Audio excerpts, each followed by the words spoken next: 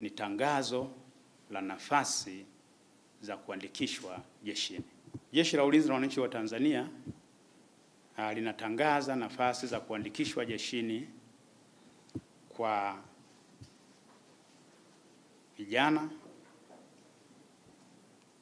mbalimbali, vijana wa Kitanzania wenye elimu kuanzia elimu ya sekondari hadi elimu ya juu.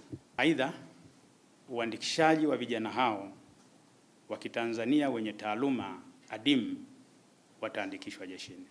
Wataaluma hao watakaoandikishwa jeshini watapatiwa mafunzo mbalimbali muhimu ya kijeshi, lakini pia watapata fursa ya kufanya mafunzo ya kuwaendeleza katika taaluma zao mbalimbali.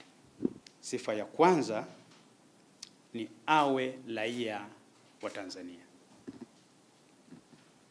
Jeshi la Ulinzi la Wananchi wa Tanzania ni jeshi la wananchi wa Tanzania na halikusudii kumwandikisha yeyote ambaye sio Mtanzania.